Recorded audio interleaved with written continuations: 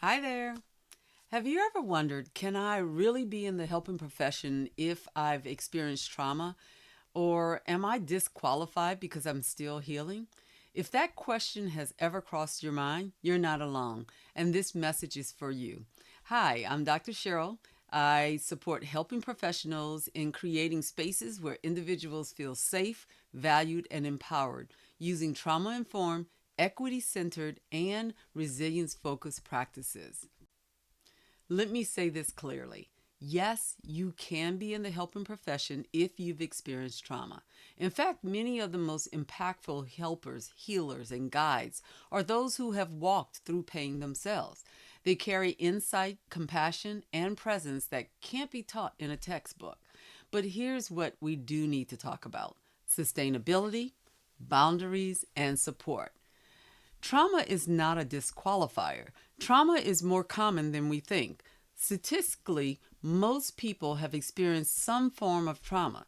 So, this idea that you must be completely healed before you help others is not only unrealistic, it's harmful. Healing is not a checkbox, it's a lifelong process, and healing and helping can absolutely coexist. You might not realize this, but your lived experience can be a strength. Some people recognize unspoken pain because they've lived it. Others learn to do so through reflection and trainings and intentional care. Both are valuable and both are needed. It's what I call being a helping professional at heart. You're someone who leads with care, you serve with integrity, and constantly pour into others. And if that's you, hear me. You don't need to be reminded to show up for others. You actually need to be reminded to show up for yourself. Let's ground this in something real. You know the oxygen mask rule on airplanes. Put yours on first before assisting others. And that's not being selfish. That's actually what we call sustainability. If you run out of air, you can't help anyone else to breathe. Or think of your energy as a cup. You can't pour from an empty cup. But if your cup is full, what spills over becomes a blessing for everyone around you. And there's the wounded healer archetype type, someone who's been through the fire and now walks with others through theirs. Not because they're perfect, but because they understand. That kind of presence, that's powerful and it's something that is needed. So let me give you some real examples and maybe you'll see yourself in one of them.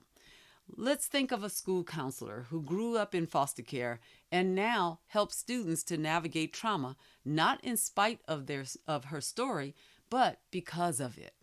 Or a peer support specialist in recovery who uses her lived experience with addiction to connect deeply and without judgment.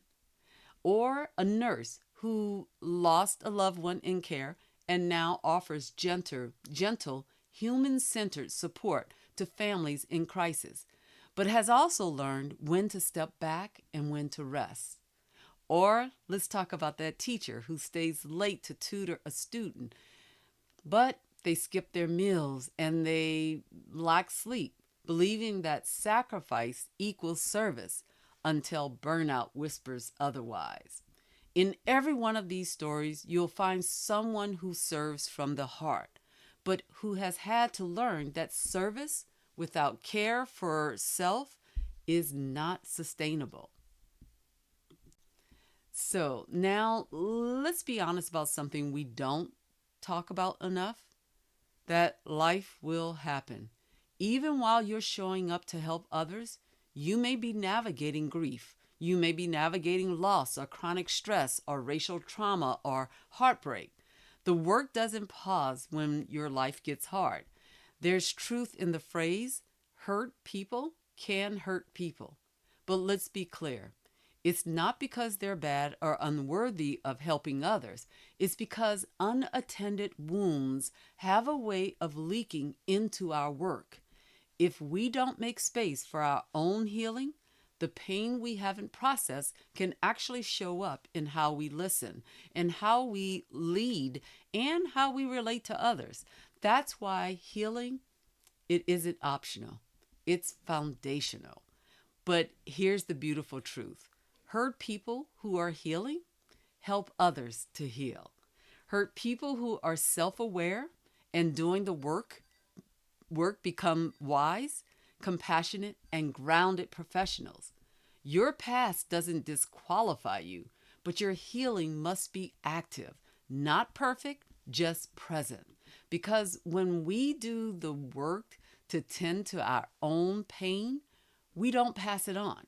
We transform it into empathy, clarity, and care.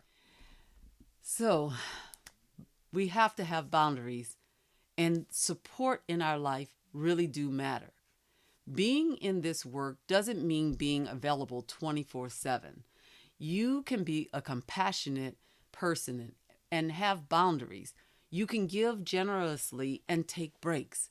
You can be strong and still need support. The best helping professionals I know, whether they're therapists, educators, EMTs, or case managers, are the ones who are actively doing their own work.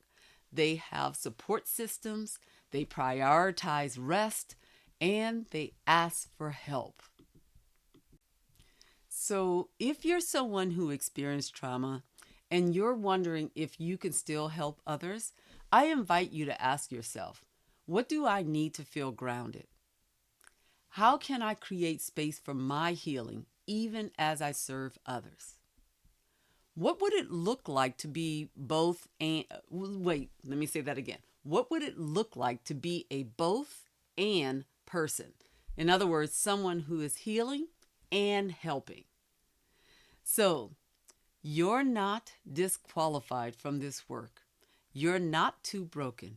You're not behind. You're being human.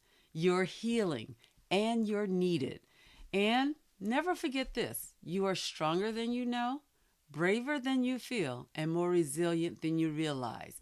Keep going one step at a time. You've got this. And I'll see you in the next video.